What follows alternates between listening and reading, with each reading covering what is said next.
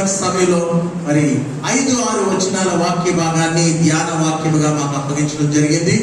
మరి వాక్యాన్ని ధ్యానించడానికి మనము సంసిద్ధం చేసుకుంటూ 5-6 వచనాలను చదువుదాము. కొలస్సీలకు రాసినటువంటి పత్రిక 1వ అధ్యాయము 5-6 వచనాలు. మీ యొద్దకు వచ్చిన సువార్త సత్యమును గూర్చిన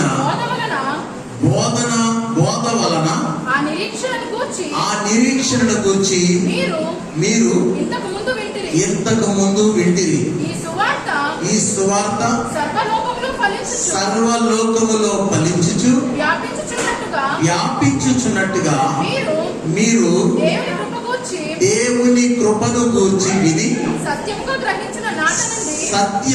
గ్రహించిన నాటి నుండి మీలో సైతము ఫలించుచు వ్యాపించుచున్నది. కొలస్సీ సంఘము యొక్క పరిస్థితులను గ్రహించినటువంటి పౌలు గారు కొలస్సీ సంఘానికి ఒక అద్భుతమైనటువంటి లేఖను రాస్తూ మరి మొదటి వచనము నుంచి 4వ వచనము యొక్క వివరణ, ఆ సంఘమును గురించినటువంటి శుభవచనాలు, అలాగే వారి పరిచయాలు. 4వ వచనములో చూసినట్లయితే సంఘము యొక్క విశ్వాసమును గురించినటువంటి విషయాలు ఎంతో క్షుణ్ణంగా మీరు గతించిన దినాలలో విన్నారని నేను నమ్ముతూ ఉన్నాను. పిల్లరా, ఈ దినాన్ని మనం గమనించినట్లయితే ఈ మంచి సమయంలో 5వ వచనము ప్రారంభము మరి పౌలు మరి చెప్తున్నటువంటి మాట, మీ దగ్గరకు వచ్చినటువంటి సువార్త సత్యమును గూర్చిన బోధ అంటున్నాడు. మీ యొద్దకు వచ్చినటువంటి సువార్త సత్యమును గూర్చినటువంటి బోధ అని అంటున్నాడు. ప్రియమైన పిల్లరా, మరి కొలస్సీ సంఘము గురించి చెప్పాలి అంటే మీ సేవకులు చెప్పుకుంటారు, కానీ కొన్ని ఇంట్రడక్షన్స్ నేను మరలా మరి నా భావనలో ఇవ్వడానికి ఇష్టపడుతూ ఉన్నాను. పిల్లరా, చూస్తే ఆ కొలస్సీ సంఘములో మరి అనేక రకాలైనటువంటి పద్ధతులు ఉన్నట్లుగా చరిత్ర చెప్తా ఉంది. ఆ కొలస్సీ పరిసర ప్రాంతాలలో యేసు క్రీస్తు ప్రభువారు పరిచయం కాకముందు మనుషులు అనేక రకాలైనటువంటి నమ్మకాలతో, అనేక విధాలైనటువంటి భక్తులతో వారు జీవించినట్లుగా మనము ఆ యొక్క చరిత్రలో చూస్తా ఉన్నాం. పిల్లరా, ఇక్కడ మనం చూసినట్లయితే సంఘము స్థాపించబడిన నాటి నుంచి కూడా పౌలు గారు ఎప్పుడూ కూడా కొలస్సీ సంఘానికి వచ్చినట్లుగా చరిత్ర లేదు. కానీ ఆ కొలస్సీ సంఘం యొక్క స్థాపన ఎపఫ్రా ద్వారా స్థాపించబడినట్లుగా మరి చరిత్ర చూచాయిగా చెప్తున్నంత కన్ఫర్మ్ గా మనకు తెలియట్లేదు. కానీ చరిత్ర ఎపఫ్రా ద్వారా సంఘము స్థాపించబడినట్లు ఆ సంఘము యొక్క వివరణ అంతా కూడా పౌలుతో ఎపఫ్రా డిస్కస్ చేసిన తర్వాత, అంటే తెలియజేసిన తర్వాత, పౌలు సంఘములో ఉన్నటువంటి కొన్ని విషయాలను సరిచేస్తూ, లేక సంఘం యొక్క స్థితిగతులను విశ్వాసమును బలపరుస్తూ, వారి యొక్క జీవన విధానంలో ఉన్నటువంటి కొన్ని అపనమ్మకాలను అయితేనేంటి, కొన్ని మూఢ భావాలను అయితేనేంటి, తప్పుడు బోధనలు అయితేనేంటి సరిచేస్తూ ఈ లేఖను పౌలు కొలస్సీ సంఘానికి రాసినట్లుగా చరిత్రకారుల యొక్క వివరణ మనకి కనిపిస్తున్నది. పిల్లరా, మొట్టమొదటిగా మనం ఇక్కడ చూస్తే కనుక మరి యేసు క్రీస్తు ప్రభువారి యొక్క బోధన గురించి వినిన తర్వాత, యేసు క్రీస్తు ప్రభువుని గురించి కొలస్సీ పట్టణములో ఆ ప్రజలు గ్రహించి కొంతమంది ఆయన యందు విశ్వాసం ఉంచి ఒక సంఘముగా స్థాపించబడిన తరువాత కూడా వారిలో చాలా అనుమానాలు ఉన్నట్లుగా ఆ యొక్క చరిత్రకారులైనటువంటి వారు వివరణిస్తా ఉన్నారు. అందులో 3 విషయాలు నేను మీకు తెలియచేయడానికి ఇష్టపడతా ఉన్నాను. పిల్లరా, ఇక్కడట కొలస్సీ సంఘంలో తప్పుడు బోధలు ఉండేవట. అంటే చాలా మంది ఒక వర్గము, సంఘాల్లో కొన్ని వర్గాలు ఉంటాయి కదండి. సంఘాల్లో కొంతమంది, కొన్ని సంఘాల్లో ధనికుల వర్గాలు ఉంటాయి, కొన్ని సంఘాల్లో పనులు చేసుకునే వారి వర్గం వేరే ఉంటుంది. కలిసి పనులు చేసుకునే వాళ్ళందరూ చొక్క కూర్చుంటారు, వాళ్ళ వర్గం ఉంటారు. ఉద్యోగాలు చేసుకునే వాళ్ళు వర్గాలుగా, కొన్ని సంఘాలు అలాగా వారి భావాలు కలిసి వాళ్ళందరూ వర్గాలుగా మారిపోతూ ఉంటారు. ప్రియరా, సంఘంలో వర్గ భేదము సరైనది కాదు. కానీ కొలస్సీ సంఘంలో కూడా వర్గ భేదం ఉన్నట్లుగా మనం చూస్తున్నాము. ఇది ప్రారంభం నుంచి కూడా ఉన్నది. అంటే సాతానుడు సంఘాన్ని ఏ రీతిగానైనా పాడు చేయాలనే ఉద్దేశంతో ఇలా వర్గ భేదాలు పెడుతూనే ఉంటాడు. అయితే ఇక్కడ కూడా ఒక వర్గము యేసుక్రీస్తు ప్రభువారిని గురించినటువంటి తప్పుడు బోధన చేస్తూ ఉండేదట. అయితే ఆ తప్పుడు బోధ యొక్క భావన ఏంటి అని అంటే పిల్లరా, మరి ఆ మనుషుల యొక్క జీవన విధానము నక్షత్ర మండలముతో సంబంధం ఉంటుందని మన భారతదేశంలో కూడా ఇటువంటి కొన్ని సందర్భాలు చూస్తూ ఉంటాం. భారతదేశంలో ఆ గ్రహాలను బట్టి మనిషి యొక్క జీవితము నడిపించబడతా ఉంటది. కొన్ని స్థితిగతులు గ్రహాలను బట్టి మారిపోతూ ఉంటాయి. నీకు శని గ్రహం వచ్చింది, లేకపోతే నీ జీవితంలో ఈ గ్రహం నడుస్తుంది.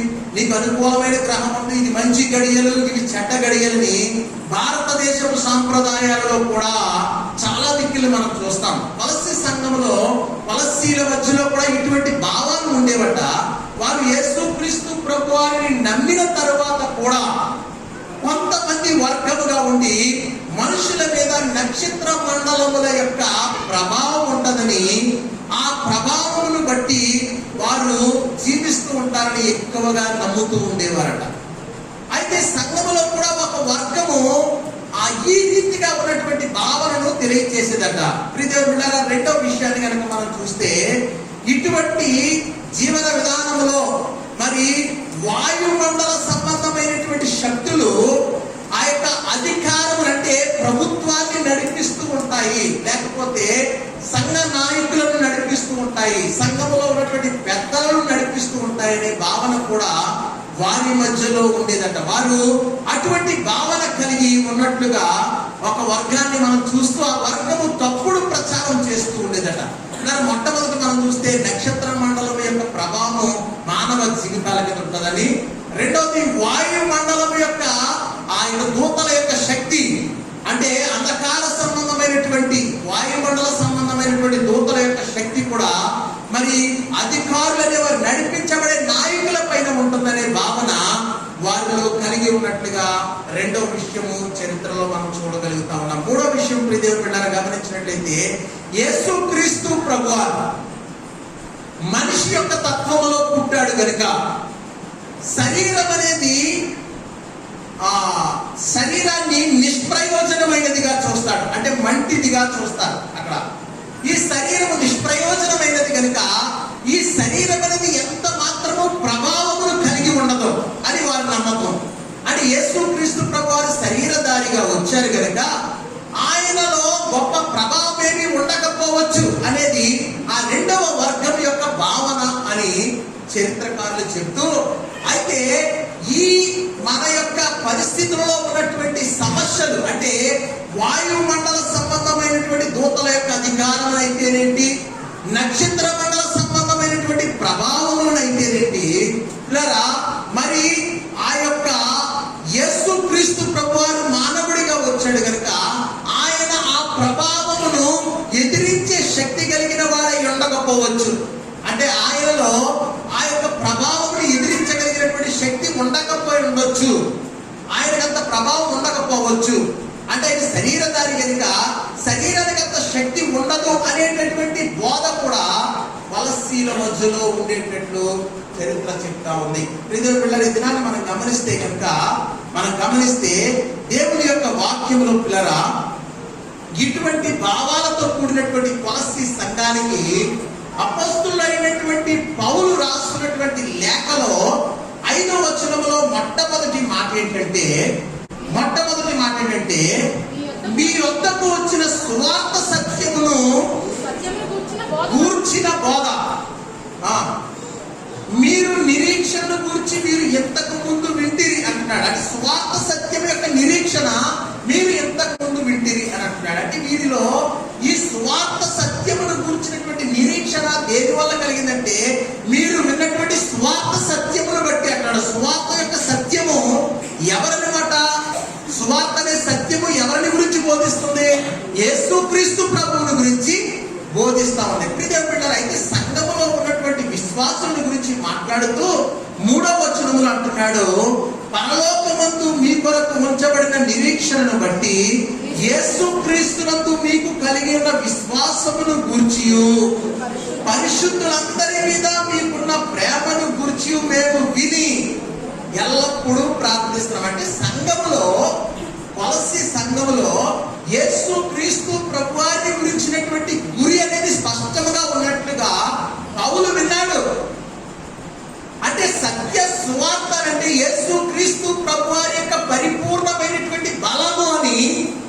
పౌలు కొలస్సీ సంఘములో ఉన్నటువంటి దానిని బట్టి గ్రహిస్తూ ఉన్నాడు. అందుకే 5వ వచనం అంటున్నాడు, మీరు విన్నటువంటి సువార్త సత్యమును గూర్చిన బోధ వలన ఆ నిరీక్షణ గురించి మీరు ఇంతకు ముందు విన్నారు. ఏ నిరీక్షణ? యేసు క్రీస్తు ప్రభువునందు ఉన్నటువంటి శక్తిని గురించిన నిరీక్షణ. అపోస్తులైనటువంటి భావనలో యేసు క్రీస్తు ప్రభువారు చాలా ఉన్నతమైనటువంటి శక్తిమంతుడిగాను, ఆయన మొదటి వాడైనటువంటి దేవునిగాను, సమస్తమును సృష్టించిన వాడిగాను, సమస్తమునకు అధికారిగాను రూఢిపరిచినటువంటి రిఫరెన్సెస్ ఆయన రాసినటువంటి ప్రతి పుస్తకంలో కూడా కనబడతాయి. అంటే కొలస్సీ సంఘం యొక్క భావమును ఆ బయటికి తీయడానికి, వారి విశ్వాసాన్ని ఇంకా స్థిరపరచడానికి కూడా పౌలు గారు మీరు విన్నటువంటి సత్య సువార్త యొక్క బోధ వలన మీరు నిరీక్షించారని, యేసు క్రీస్తుని ప్రభువుని బట్టి మీరు నిరీక్షించారు. ఆ సువార్త యొక్క సత్యము చాలా గొప్పది అని చెప్పడానికి అక్కడ ప్రయత్నం చేస్తున్నట్లుగా మనం చూస్తున్నాం పిల్లలు. అయితే చూస్తే రోమీలకు రాసినటువంటి పత్రిక మొదటి అధ్యాయం 16వ వచనాన్ని కనుక మనం చూస్తే అక్కడ రాయబడినటువంటి మాట, పౌలు తన ఇంట్రడక్షన్ చెప్తున్నాడు, సువార్తను గురించి నేను సిగ్గుపడేవాడిని కాదు. మొదట యూదునికి, గ్రీసు దేశస్థునికి కూడా రక్షణ కలుగజేయుటకు అది దేవుని శక్తి ఉన్నది. చూడండి ప్రియమైన బిడ్డలారా, పౌలు రోమా సంఘానికి రాస్తూ అక్కడ రాస్తున్నటువంటి మాట, గ్రీసు దేశస్థునికి, ఇంకేమంటాడు, యూదునికి, ఉన్నటువంటి అన్య జనాంగములకు కూడా అక్కడ చెప్పినటువంటి మాట. గ్రీసు దేశస్థులు అనగా మరి దేవుణ్ణి ఎరగని అన్య జనాంగముగాను, యూదులు అనగా దేవుని శక్తిని ఎరిగినటువంటి, దేవుని కృపను కనుగొనగోరినటువంటి బృందముగా 2 భాగాలు ఇక్కడ మనకు కనిపిస్తా ఉన్నాయి. ఆ 2 భాగాలకు కూడా దేవుని యొక్క సువార్త యొక్క బలం ఎలాంటిదట? శక్తి అయి ఉన్నది అని అంటాడు. ఏమంటాడు? సువార్త రక్షణ కలుగజేయు శక్తి అయి ఉన్నది అని అంటున్నాడు. అది ఎవరికైనా రక్షణ కలుగజేయు దేవుని శక్తి అని అంటున్నాడు. అంటే పౌలు యొక్క ఉద్దేశంలో కొలస్సీ సంఘానికి రాస్తున్నటువంటి ఈ మాట, సత్య సువార్తను మీరు అక్కడ విన్నటువంటి సువార్త సత్యమును మీరు నమ్మిక ఇచ్చారు. అంటే దేవుని శక్తి యందు మీరు పరిపూర్ణులై ఉన్నారు.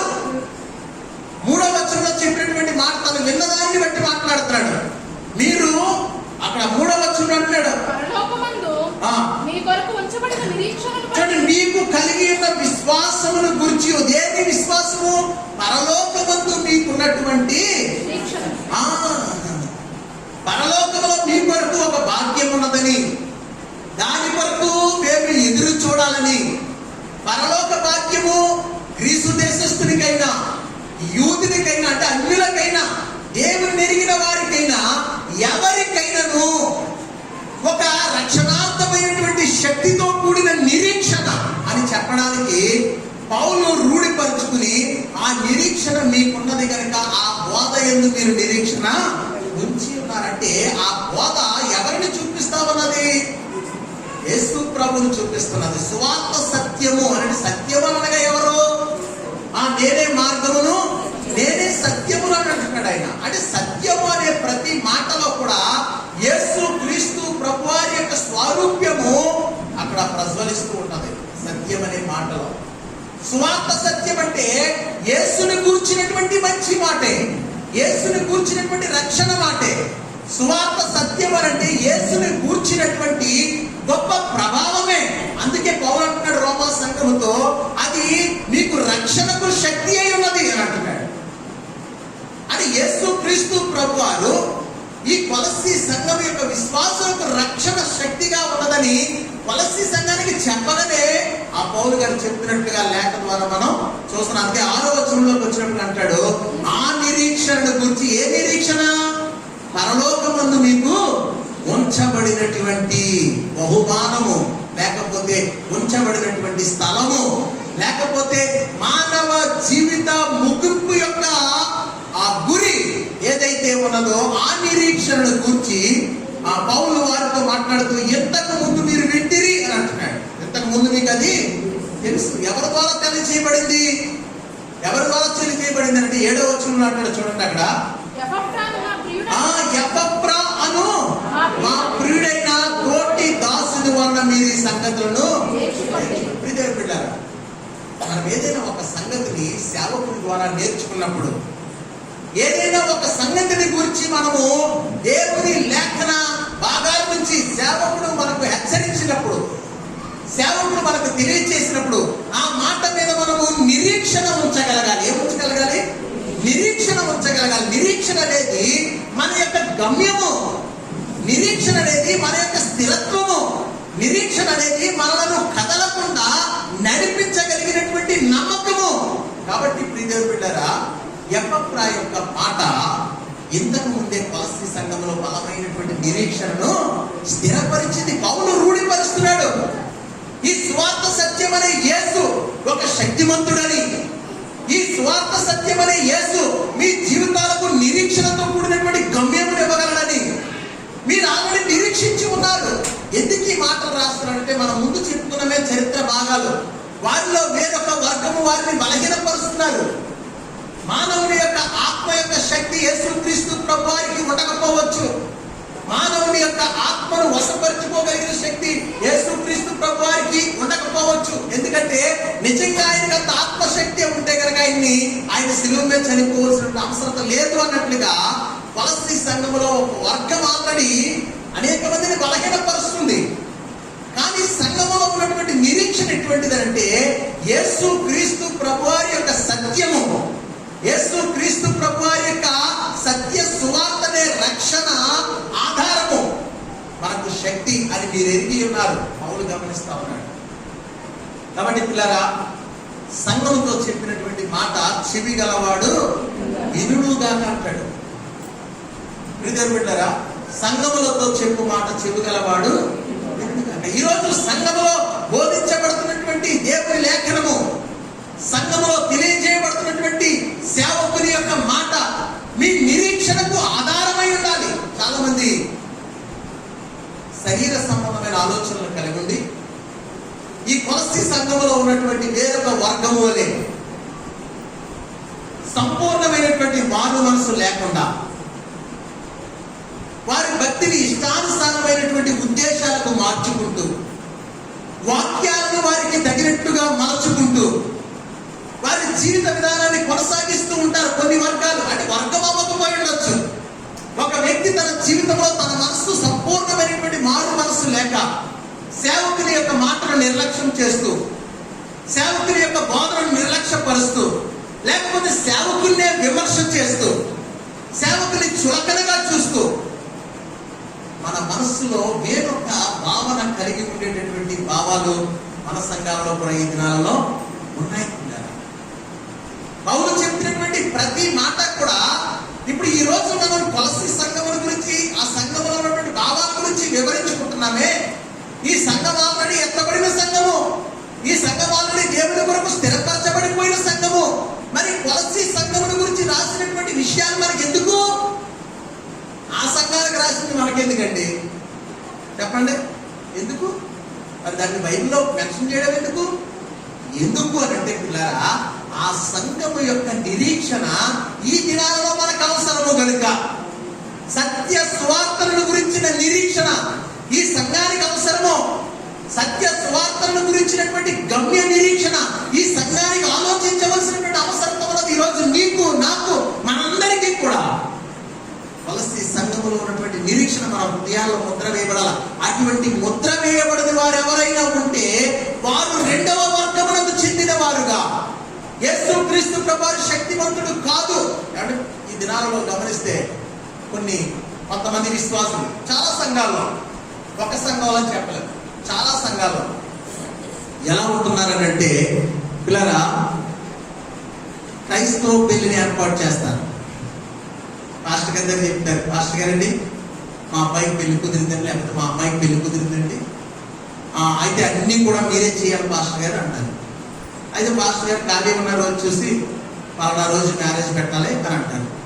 వీళ్ళు బయటికి వెళ్ళి ఆ రోజు మంచిదో కాదో పుస్తకాలు తిరిగేస్తారు. వీళ్ళకి ఏం తెలుస్తుంది? ఏం తెలియదు పుస్తకాలు తిరిగేస్తే. ఇప్పుడు ఎవరో ఒకరు సలహా అడుగుతుంటారు, ఉచిత సలహా ఇవ్వడం లోపల చాలా మంది ఉంటారు మన దగ్గర. వాళ్ళు ఏం చెప్తారంటే మంగళవారం మంచిది కదరా, శుక్రవారం మంచిది కదరా అంటుంటారు. పిల్లగా అప్పుడు వాళ్ళు ఏం చేస్తారంటే మా మాస్టర్ గారు శుక్రవారమే ఖాళీ ఉందంట, మంగళవారమే ఖాళీ ఉందంట. ఆ రోజు ఏంటంటే అయ్యి బాబోయ్ అది ఎంత ఎలాగో తెలుసా, నక్షత్ర మండలమ సంబంధమైనటువంటి ప్రభావం గ్రహాలు మారిపోతాయి, నీ జీవితరాత మారిపోతాయి, అలాగే నువ్వు ముందు పని చేయి అని ఏదో ఒక సలహా ఇస్తారు, బోడి సలహా. విద్యార్థులారా, సంఘములో ఈ బోడి సలహాలు వినేవారు ఉంటారు చాలా దిక్కుల్లో. ఒకవేళ మీలో ఎవరైనా ఉంటే దయచేసి సేవకుడిని ఎవరో తిట్టుకోవాల్సిన పని లేదు, ఎందుకంటే సేవకుడి మాటలు కాదు, ఈ పరిశుద్ధాత్మ మాటలు. మనల్ని మనం సరి చేసుకోవాలని ప్రభు యొక్క ఉద్దేశం. కొలస్సీ సంఘాన్ని స్పష్టంగా చెప్తున్నాడు, మీ విశ్వాసము మీ నిరీక్షణ స్థిరమైనది, మీ ఆలోచన మీ తలంపులు సత్య స్వార్థకు తగినవి. మీరు యేసు క్రీస్తు ప్రభుని గురించి విని మీరు నిరీక్షణతో స్థిరపరచబడి ఉన్నారు అంటున్నాడు ఆ 2 వచనాల్లో. మరి అటువంటి వచనాలను చదివి ఆ వచనాల యొక్క భావము నేర్చుకుంటున్నటువంటి మనము మన జీవితంలో యేసు క్రీస్తు ప్రభువుని గురించి ఎంత నిరీక్షణతో ఉండాలి. ఆయన సత్యమైన దేవుడు, ఆయన రక్షణ మనకు శక్తి అయినది అని అంటున్నాడే. ఆ శక్తిని మనం పోగొట్టుకుని ఆయన భక్తిలో ఉండకుండా ఆయన శక్తిని దుర్వినియోగపరుస్తూ ఉంటాం, మనుషులకు అప్పగిస్తూ ఉంటాం. మన తలంపులు మన ఆలోచనలు. ఏదైనా కార్యం చేయాలంటే మంచి రోజండి, ఏదైనా ఇల్లు కట్టాలంటే వాస్తండి, ఏదైనా జ్వరం వస్తే దాయెత్తండి. ఎంత అక్షమిస్తాం అండి. దేవునికి అసాధ్యమైనది ఏదైనా ఉన్నదా? లేదే. మరి నీవు నమ్మిన దేవుడు అసాధ్యమును సాధ్యపరచగలిగినప్పుడు నువ్వు నిరీక్షణ ఉంచకుండా, నువ్వు నిరీక్షించకుండా, నువ్వు స్థిరపరచబడకుండా, దేవుని శక్తిని గుర్తించకుండా, ప్రియదేవుని బిడ్డలారా, నువ్వు లోకం యొక్క శక్తి వైపు దిద్దుకెళ్తున్నావు. ఎందుకు నీవు తడబాటైపోతున్నావు? ఎందుకు నీవు ఈ కొలస్సీ సంఘంలో దేవునికి వ్యతిరేకముగా మాట్లాడేటటువంటి వేరొక వర్గము వ్యక్తిగా కలిసిపోతూ ఉన్నావు అని అంటున్నారట. యేసు క్రీస్తు ప్రభు వారి శరీరధారిగా ఉంటారు కనుక శరీరానికి అంత మహత్యం ఉండకపోవచ్చు. ఒకవేళ నిజంగా యేసు క్రీస్తు ప్రభు వారికి మహాత్మ్యమే ఉండి ఉంటే కనుక ఆయన శిలువ మీద తన ఆత్మను ఎవరు బంధించలేరు, చంపలేరు. నిజమండి, వారు చెప్పే మాట నిజమే, కానీ దాని యొక్క సారాంశాన్ని వారు గ్రహించలేదు. నిజంగా దైవత్వాన్ని తీసుకొచ్చి సిలివేస్తే వారు చంపలేరు. కనుకనే ఆయన శరీరధారిగా ఈ లోకంలోనికి వచ్చి మానవుల యొక్క ప్రతి పాపము నిమిత్తము ఆయన బలియాగమయ్యాడు. శరీరం అనేది బలి అవ్వడానికి, ఆత్మ అనేది మనను బలపరచడానికి. అందుకే యేసు క్రీస్తు ప్రభువాన్ని సిలువ వేసిన తర్వాత అందరిలాగా ఆయన మామూలుగా చనిపోలా. ఏం చెప్పి చనిపోయాడు? తండ్రి నా ఆత్మను నీకు అప్పగిస్తున్నాను. ఆయన ఆత్మను అప్పగించిన తర్వాత ఆయన శరీరము మృతమైంది, కానీ ఆత్మను ఎవరు బంధించలేకపోయారు సిలువలో. కాబట్టి ప్రియదేవుని బిడ్డలారా, ఈ దినాన్ని మనం గ్రహిస్తే కనుక సత్య సువార్త యొక్క నిరీక్షణ, సత్య సువార్త యొక్క విశ్వాసము కొలస్సీ సంఘములో స్థిరపరచబడింది. వారు విశ్వాసమునందు స్థిరపరచబడ్డారు. దేవుని శక్తిని కూర్చున్నటువంటి బలమును వారు కనుగొన్నారు. కానీ ఈ దినాల్లో వాక్యం వింటున్నటువంటి మనము అటువంటి సత్య సువార్త యందు నిరీక్షించలేకపోతా ఉన్నాము. మనం బలహీనైపోతా ఉన్నాము. మనల్ని మనము రూఢిపరచుకోలేకపోతున్నాము. దేవుని మీద మనం ఆధారపడలేకపోతున్నాము.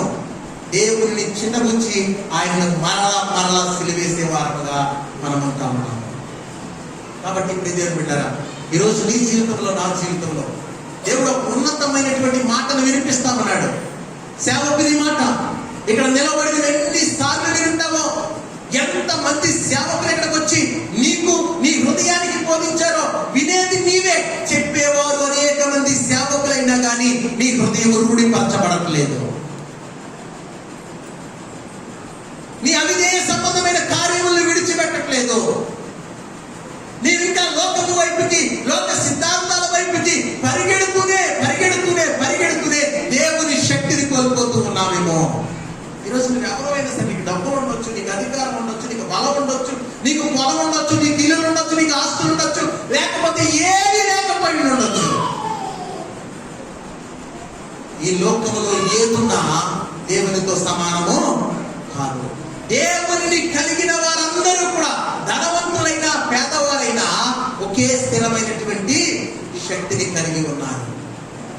శక్తి రక్షణను గూర్చినటువంటి శక్తి ఏమదంటున్నాడు పౌలు. నీ జీవితంలో యేసు క్రీస్తు ప్రభు వారి యొక్క సత్య సువార్త వలన నీకు కలిగిన రక్షణ నీకు శక్తిగా మార్చబడింది.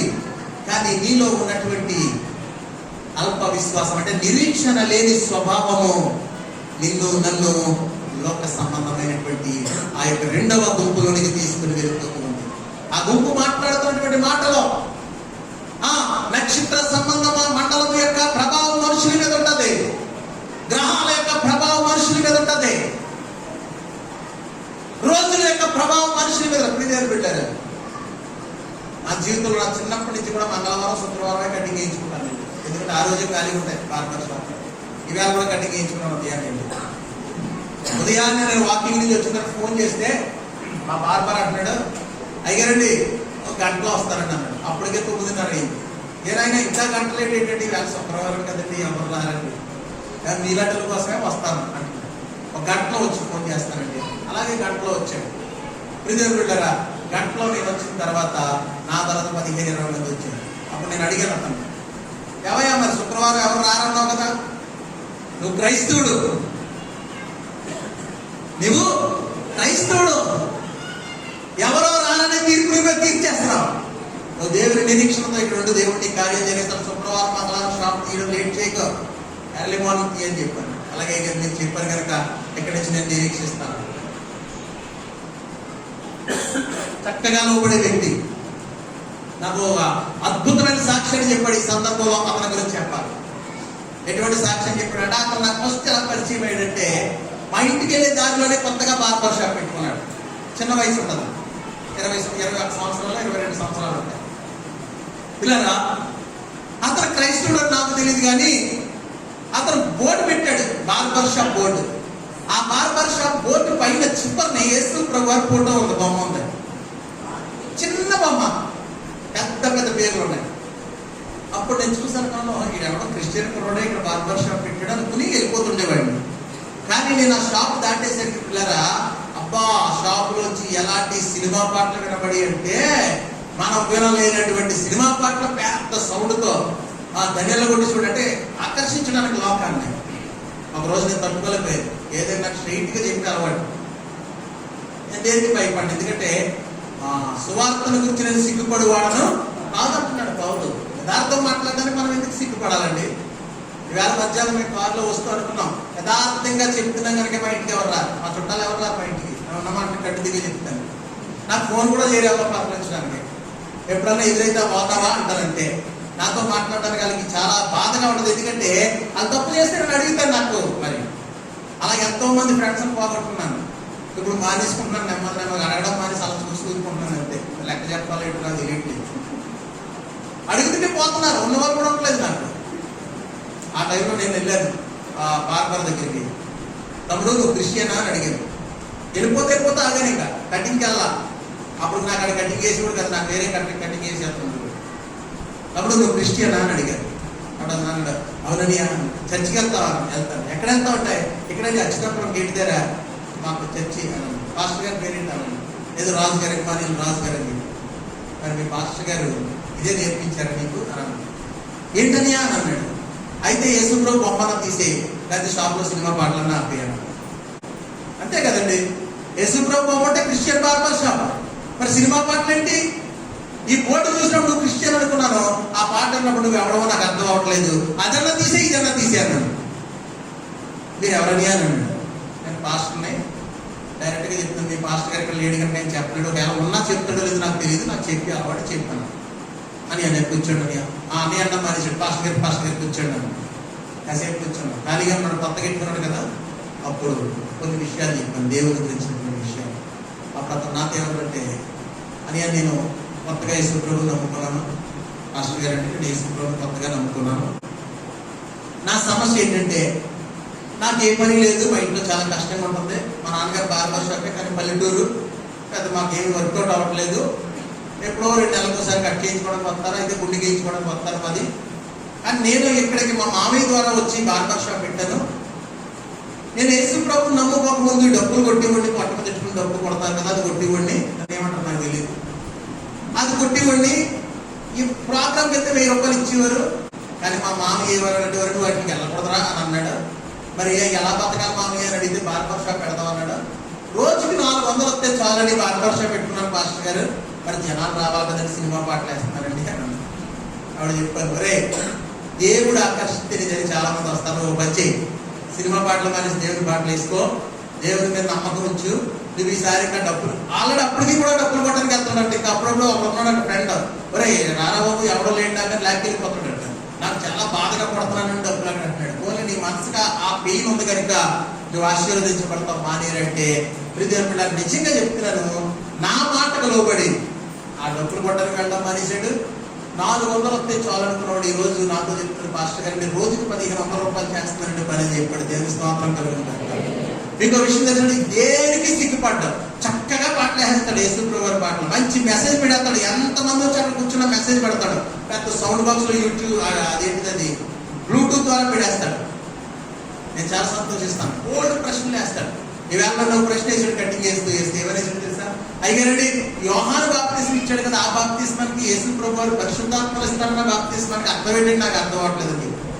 ప్రతి విషయాన్ని తెలుసుకోవడానికి ఇష్టపడతారు. ప్రియమైన బిడ్డలారా, ఈ రోజు తన నిరీక్షణ ఎక్కడ వరకు తీసుకెళ్లిపోయిందంటే 400 రూపాయలు వస్తే చాలనుకున్నవాడు రోజుకు 1500 రూపాయలు సంపాదిస్తూ 2 తులాలు బంగారం పోల్చుకొని మెల్ల వేసుకున్నాడు. ఇలా చెప్తున్నాడు, 2 తులాలు బంగారం పోల్చుకున్నాడు పాస్టర్ గారు చెప్తున్నాడు.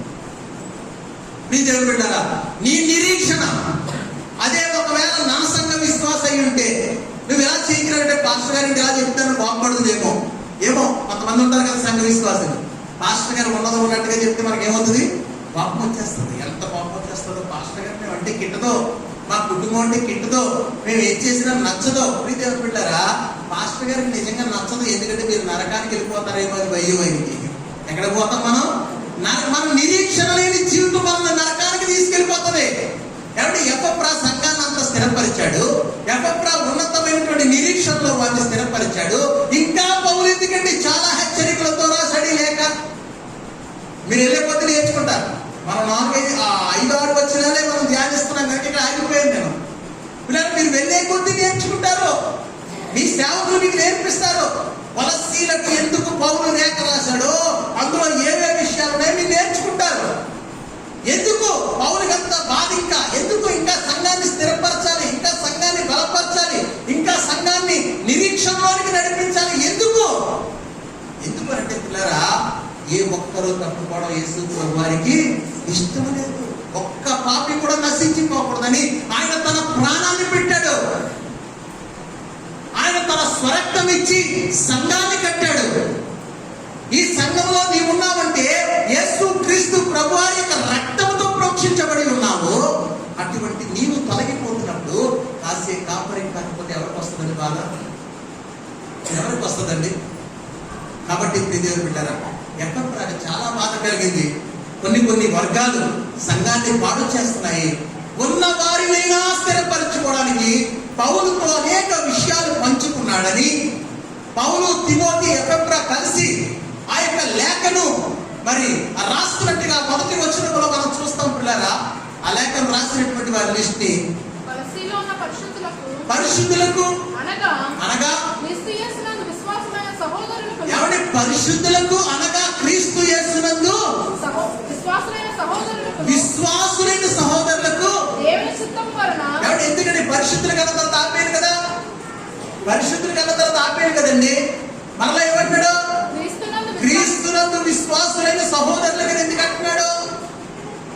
ఆయనకు ఆ పెయిన్ ఉంది. ఇంకా విశ్వాసులు పరిశుద్ధులు అని అంటున్నా చెడిపోయినటువంటి రెండో వర్గము, చెదరబడుతున్నటువంటి వర్గము, సంఘాన్ని పాడు చేసినటువంటి దురాత్మ తనకు తెలుసా బాధ? సేవకుడికి తెలుస్తుంది, కాపరికి తెలుస్తుంది.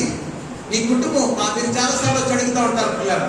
ఎవరు అడుగుతున్న పాస్టర్ గారండి భయంకరమైన సమస్య అండి, మా బాబు ఇలా చేశాడండి, ఎరకాటలో పడ్డా, మా పాప ఇలా చేసిందండి, లేకపోతే మా ఆయన గారు ఇలా చేశారండి, మా ఆవిడ గారు ఎవరికో మధ్యవర్తిగా ఉండి అప్పు ఇప్పించేశారండి. చాలా మంది ఆడవాళ్ళు ఖాళీగా ఉండి ఏం చేయాలో తిరిగి ఏం చేస్తారంటే మధ్యవర్తిగా ఉండి అప్పు ఇప్పించేస్తుంటారు. మా సంఘంలో 2 వచ్చారు నా దగ్గరికి. మరి తక్కువ కాదు, ఒక 5 లక్షలు అంట, ఒక 3 లక్షలు అంట. వాళ్ళ స్తోమం చూస్తే నెలకు 3,000, 5,000 జీతాలు. మధ్యవర్తులుగా ఉంటే 5 లక్షలు, 3 లక్షలు ఇప్పించేశారు. ప్రార్థన చేయండి అంటే ఏం చేయాలంటే సేవకుడు అటువంటివి ఉన్నప్పుడు మేము ఏం చెప్తామంటే నీవు దేవుని యొక్క చిత్త ప్రకారంగా నడిపించబడట్లేదు, అందుకే నీకు ఈ శోధన వచ్చింది. కాబట్టి దేవుని చిత్త ప్రకారంగా నడిపించేవారు శోధన అనుభవించరు. ఎందుకంటే దేవుని శక్తిలో వారు స్థిరపరచబడారు. వారి నిరీక్షణ దేవుని రక్షణాత్మకమైనటువంటి శక్తిని వారికి ఇస్తుంది. మరి ఎందుకు మన కుటుంబాల్లో సమస్యలు వస్తున్నాయి? ఎందుకు మనం శోధించబడుతున్నాం? ఎందుకు మనం బాధించబడుతున్నాం? ఎందుకు మనం వేధించబడుతున్నాం అని అంటే సేవకుడికి తెలుస్తుంది మీ కుటుంబం ఎందుకు శ్రమ పెట్టబడుతుందో. సేవకుడికి తెలుస్తుంది మీ హృదయంలో ఎందుకు అంత వేదన ఉందో. కాసేటటువంటి కాపరికి తెలుస్తుంది రోజు నడిచే గుర్రాల ఎందుకు నడుస్తుంది వేళ. రోజు హుషారుగా ఉండేటటువంటి గొర్రె ఎందుకులాగా ఈ రోజు మెత్తగా ఉండే కాసే కాపరికి తెలుస్తుందండి. అప్పుడు కాపరి దాన్ని సరి చేయడానికి అవసరమైతే ఏం చేయాలా? ఒక ఇంజక్షన్ సూది కూడా కూడాలి. అమ్మో గొర్రెకి సూది పొడిపించేస్తానంటావా? డాక్టర్ గారు ఇంజక్షన్ చేస్తున్నాం ఏమంటావు? అమ్మో పొడిస్తారు కుదురుతుంది పొడవకుండా ఉండండి అంటావా? డాక్టర్ గారు మనకి ఎందుకు పొడుస్తారు? పెద్ద బాధ పోవాలంటే చిన్న పోటు. మన కుటుంబంలో పెద్ద సమస్య పోవాలంటే సేవకుని యొక్క మాట నీకు కష్టమైన తప్పదు. నిన్ను నువ్వు సరి చేసుకోవాలి, ఆ మాటకు లోబడాలి. పౌలు యొక్క లేఖకు సంఘము స్థిరపరచబడింది. అందుకే ఈ రోజు లేఖనంలో ముద్ర వేయబడింది కొలస్సీ సంఘం అని. అర్థమైందండి? కాబట్టి చాలా సంఘాలు ఉన్నాయి. మీ క్యాథలిక్ బైబిల్లోకి వెళ్తే కనుక చాలా సంఘాలు కనబడతాయి. తెలుసండి మీకు? క్యాథలిక్ బైబిల్లోకి వెళ్తే మనకి ఎన్ని పుస్తకాలు? కొత్త నిబంధనలో 27 కదా, కానీ క్యాథలిక్ లో 32 33 ఉన్నాయి. మరి అన్ని రోజు పక్కకి ఎందుకు తీయబడ్డాయి? ఎందుకు తీయబడ్డాయి అంటే వాటి యొక్క స్థిరత్వం అనేది సరైనది కాదు. ఈరోజు చెప్పబడినటువంటి కొలస్సీ సంఘము ఎందుకు పరిశుద్ధ లేఖనంలో ముద్ర వేయబడింది అంటే పౌలు యొక్క మాటలకు, ఖండితమైనటువంటి లేఖలకు కట్టుబడింది. ఈరోజు సంఘముగా ఉన్నటువంటి నీవు, సంఘములో ఉన్నటువంటి నీవు, నీ కుటుంబంలో సేవకుని మాట నీకు కష్టమైనా, ఆయన చెప్పిన పని వల్ల నీకు నష్టం వచ్చినా, దేవుని వాక్యము నీకు బోధించినప్పుడు ఆ మాట వల్ల నీకు నష్టం వచ్చినా, నీకు ఇప్పుడు నష్టం రావచ్చు కానీ రాబోదు గొప్ప మేలు అర్థం, కీడు మేలు కొరకని అర్థం. కాబట్టి ఇప్పుడు పిల్లరా, ఈరోజు కొలస్సీ సంఘము ఎలాగైతే నిరీక్షించి రక్షణ యొక్క జీవితాన్ని దేవుని శక్తిగా మలచుకుందో, మనము కూడా ఉన్నతమైనటువంటి కృపలో విన్నటువంటి బోధకు ఏమండి పౌలు గారు ఎక్కడి నుంచి రాశారు ఈ లేఖ? చెప్పారా పాస్టర్ గారు మీకు? పౌలు గారు ఎక్కడి నుంచి రాశారు ఈ లేఖ? వేరొక ప్రదేశం నుంచి రాశారు కదండి. వేరొక ప్రదేశం నుంచి రాశారు. ఆయన అక్కడ లేడు కనుక లేఖ రాయవలసి వచ్చింది పిల్లారా. మరి ఈయన ఇక్కడ ఉన్నాడు కనుక మాట చెప్పవలసి వస్తుంది. లేఖ అయినా మాట అయినా ఒకటే. నువ్వు లేఖకు లోబడినా మాటకు లోబడినా ఒకటే. సేవకుడు మీతో, దేవుడు మీరు అదృష్టవంతులు. ఇంకా సేవకుడిని కూడా ఉంచి అయ్యగారు కష్టం అని వస్తే ప్రార్థన చేయడానికి, అయ్యగారు పుట్టినరోజు అంటే కేక్ కట్ చేయించడానికి, అయ్యగారు పెళ్లి కుదిరిందంటే అన్ని ఏర్పాట్లు చేయడానికి, సలహా ఇవ్వడానికి, సహకరించడానికి సేవకుడిని దేవుడు మీతో ఉంచాడు. మీరు ఎంత ధన్యులు. కానీ కొలస్సీ సంఘానికి ఎక్కడి నుంచో వచ్చిందండి లేక. ఆ రోజుల్లో ఎంతో కష్టం, భయంకరమైన పరిస్థితులు, భయంకరమైన విపత్తుల మధ్యలో కట్టబడిన సంఘాలు ఇవి. ఎంత నిరీక్షణతో నిలబడాలి, ఎంత స్థిరత్వము కలిగి నిలబడాలి. అందుకే ఈ రోజు పరిశుద్ధ లేఖనాల్లో వ్రాయబడ్డాయి. దేవుని యొక్క కృపను బట్టి ఈ రోజు అనేక మందికి మాదిరి అయినటువంటి సంఘాలుగా కొలస్సీ సంఘం, తెస్సలోని సంఘం, ఫిలిప్పీ సంఘం, ఎఫెసీ సంఘం సంఘాలకు పౌలు రాస్తున్నాడు లేఖలో. ఆయన భారము కలిగి ఉన్నాడు, సరి చేయవలసిన వాడై ఉన్నాడు. ప్రియదేవుని బిడ్డలారా, ఉన్నతమైనటువంటి మాటలు లేఖనాలను చూస్తున్నాము. ఎఫెసీ పత్రిక, ఫిలిప్పీ పత్రిక పౌలు రాసినట్లుగా స్పష్టమవుతుంది. కానీ ఈ కొలస్సీ పత్రిక పౌలు రాసి ఉంటాడు అని ఎక్స్పెక్ట్ చేశారు అసలు రియల్ గా. కానీ ఆ యొక్క భాషా విధానాన్ని, ఆ బోధన విధానాన్ని పౌలు అయితేనే ఇలా చేయగలరని చెప్పి దాన్ని రూఢిపరిచారు. ప్రియదేవుని బిడ్డలారా, ఈ పౌలు గారట 55 గ్రీకు పదాలను ఈ కొలస్సీ పత్రికలో ఎక్కువగా వాడాడట. 55 గ్రీకు పదాలు ఎక్కడ ఉన్నాయో నేను స్టడీ చేయలేదు, కానీ 55 గ్రీకు పదాలు ఎక్కువ వాడాడట. ఎందుకు అంటే కొలస్సీ ప్రజలకు అవి అవసరమని, వారిని సరి చేయడానికి అవి అవసరమని. ప్రియదేవుని బిడ్డలారా, ఈరోజు మనం గమనించుకోవాలి. ఈరోజు నీ జీవితంలో ఒక ఉన్నతమైన మాట ఎక్స్ట్రా నీకు వినబడింది అంటే, ఒక భావంతో కూడిన మాట నీ హృదయాన్ని తాకింది అంటే, అది నిన్ను స్థిరపరచడానికి, నీ జీవిత విధి విధానాన్ని నడిపించడానికి తప్ప పాడు చేయడానికి కాదు, నిన్ను స్థిరపరిచి నిన్ను ఉన్నతమైనటువంటి మార్గంలో నిలబెట్టి, ఇక్కడ పౌలు చెప్తున్నటువంటి మాటను బట్టి మనం చూస్తే పరలోకమందు మీ కొరకు ఉంచబడిన నిరీక్షణను, నీకే నిరీక్షణ ఉందో, పరలోకమందు ప్రభు నీకు ఉంచాడనే నిరీక్షణ ఏదైతే ఉందో అక్కడికి నిన్ను తీసుకెళ్ళాలని, లేకపోతే నువ్వు ఆ గమ్యాన్ని చూడలేవు, నువ్వు ఆ స్థితిగతిని చూడలేవు. కొన్నిసార్లు మనం చూడండి, ఫ్రిడ్జ్ లో పాలు ఉన్నాయనుకోండి, గ్లాస్ పాలు, మరలా ఈ రోజే ఫ్రెష్ గా పాలు వేయించుకున్నాం అనుకోండి గిన్నెలో, ఆ రెండు కలపడానికి ఎంత ఆలోచిస్తామండి? ఆడలు కదా, ఎవరో తెలుస్తుంది కదా మీకు, అవును కదండి. ఫ్రెష్ గా కాసిన పాల్లో నిన్న ఫ్రిడ్జ్ లో ఉండిపోయిన పాలు కాసాం కదా, అందులో కలిపేస్తారా? ఎందుకు కలపడం? నిన్నటి పాలు పెరిగిపోతాయేమనే ఫీల్ మనకి ఉండదు కదా.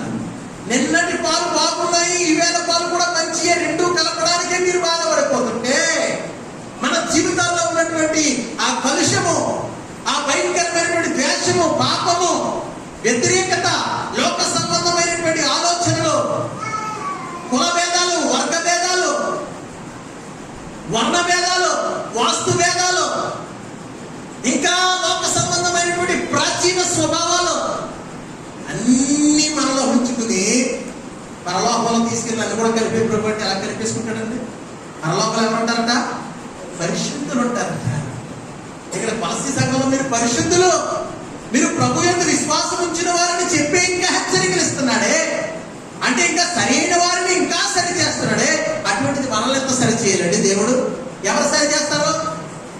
ఎక్కడి నుంచి వచ్చి సరి చేస్తారో? కాపరి కదా సరి చేయవలసిన వాడు, నీ సంఘంలో బోధించే బోధకుడు కదా. మరి నువ్వెందుకు సేవకునికి వ్యతిరేకము? నువ్వెందుకు సేవకుని చులకన చేస్తావు? నువ్వెందుకు సేవకుని మాటకు లోబడలేవు? నువ్వెందుకు అహంకారంగా ఫీల్ అవుతావు? నువ్వెందుకు బాధపరచుకుంటావు? ఎందుకు నీ మనసు నువ్వు మరి నీ మాటను బట్టి కృంగిపోతూ ఉంటావు? ఆ మాటను బట్టి నువ్వు సంతోషించాలి. అయ్యో, ఈ రోజు నాకు ఒక మంచి మేలైన మాట దొరికింది, నన్ను సరిచేసే మాట సేవకుని ద్వారా దొరికింది. కాబట్టి ప్రియమైన బిడ్డలారా, ఉపవాసం ఉండి ప్రభువా ప్రభు అని ప్రార్థించడం కంటే పరలోకమందు ఉన్నటువంటి తండ్రి చిత్తము చేయువారై ఉండాలంటున్నాడు. ప్రభువా ప్రభు అని పిలిచేవాడు పరలోకం వెళ్ళడం పరిశుద్ధుడు కాడు. ఎవరయ్యా పరలోకం వెళ్ళేది అంటే తండ్రి చిత్త ప్రకారం చేయువాడు. వాడు పరలోకంలో మన కొరకు ఉంచబడినటువంటి ఆ బహుమానాన్ని అనుభవించడానికి అర్హుడు. అందుకే దేవుడు మనల్ని సరి చేస్తాడు. మనుషులు బట్టి ఎన్నో బలహీనతలు, ఎన్నో తప్పుడు తలంపులు, ఎన్నో తప్పుడు పరులు, ఎన్నో తప్పుడు ఆశలు, చేయకూడనివి, చెప్పకూడనివి, వినకూడనివి కొన్నిసార్లు మనం పడిపోతుంటాం. దేవుడు మనల్ని కడుగుతాడు, మనల్ని శుద్ధి చేస్తాడు, మనల్ని హెచ్చరిస్తాడు, మనల్ని బలపరుస్తాడు, మనల్ని లేవనెత్తుతాడు. మనల్ని మనం సరి చేసుకోవాలి తప్ప కష్టం అనిపించింది కదా చెదిరిపోకూడదు, మనల్ని మనం కృంగ తీసుకోకూడదు. వాక్యమును బట్టి మనల్ని మనము సరి చేసుకుంటూ కొద్ది కొద్దిగా కాబట్టి కొన్నిసార్లు మీరు టీ తాగుతారు, సడన్ గా మీ చొక్కా మీదో మీ చీర మీదో టీ ఒలిగిపోయింది, ఆ గబగబా పట్టుకెళ్ళి నీటిలో పెట్టారు, పోయినట్టుగానే ఉంటుంది. మచ్చంతా పోతుందా? పోదే. ఆరబెట్టిన తర్వాత ఇంకా కనిపిస్తూ ఉంటుంది. రెండవసారి ఉతుకులో మరికొంచెం పోతుంది, మూడవసారి ఉతుకులో మరికొంచెం పోతుంది. కొన్నాళ్ళకి అరే టీ మచ్చంతా పోయింది అని మీరు అనుకుంటారే 4-5 ఉతుకుల తర్వాత. మరి ఎందుకు నువ్వు కడగబడట్లేదు అలాగా? నీ మచ్చను వాక్యం ద్వారా ఒకసారి కొంచెం కడుక్కో, రెండోసారి కొంచెం కడుక్కో, మూడోసారి కొంచెం పరిశుద్ధతలో స్థిరపరచబడు. పలస్తీ సంఘములో ఉన్న పరిశుద్ధుల గుంపులో ఉన్నట్టుగా ఈ యొక్క క్రీస్తు సుసంపూర్ణ సంఘములో నువ్వు కూడా పరిశుద్ధురాలిగా, పరిశుద్ధుడిగా, కలంకం లేనివాడుగా, ముడత లేనివాడుగా కట్టబడు, స్థిరపరచబడు. కాబట్టి ప్రియదేవుని బిడ్డలారా, మనం ఉన్నతంగా కట్టుకోవాల్సిన వారమై ఉన్నాము. సమయం అవుతుంది కనుక మనం సిద్ధపరచుకోవాలి. ఉపవాసం ఉండి కన్నీరు కార్చే నీ ప్రార్థన దేవుడు అంగీకరించాలి అంటే, నీవు అడిగే ప్రతి దానికి దేవుడు నీకు సమాధానం ఇవ్వాలంటే, నీ ప్రార్థనకు ప్రతిఫలము ఆకాశం నుంచి నీ కుటుంబంలోనికి, నీ జీవితంలోనికి రావాలి అంటే, దేవుని చెయ్యి నిన్ను తాకాలి అంటే, నీ మాటలు దేవుని చెవికి వినబడాలి అంటే నిన్ను నీవు సరి చేసుకోవాలని వాక్యం చాలా స్పష్టంగా చెప్తుంటే ఇంకా ఎందుకండి? తీర్చిదిద్దుకున్నామా? సరి చేసుకున్నామా? ఈ మంచి సమయంలో మరి ఎన్నో దినమో నాకైతే తెలియదు, కానీ ఈ దినాన్ని దేవుని యొక్క హెచ్చరిక నీకు నాకు, నీ చెవులకు నా చెవులకు హృదయంలోనికి చొచ్చుకుని పోయేటట్లు వినిపించినటువంటి మాటలు బట్టి మనల్ని మనం సరి చేసుకున్నాం. ఒకవేళ ఇంకా ఎవరైనటువంటి బలహీనతల్లో లోకము వైపుకి వెళుతూ ఉంటే, ఇంకా లోకానుసారమైనటువంటి ఆశల వైపుకి, లోకానుసారమైనటువంటి క్రియల వైపుకి వెళుతూ ఉంటే, ప్రియ దేవుని బిడ్డలారా, కొలస్సీ సంఘంలో ఉన్నటువంటి పరిస్థితుల యొక్క నిరీక్షణ మనలో ఉన్నదో లేదో పరీక్ష చేసుకుంటూ, విమర్శ చేసుకుంటూ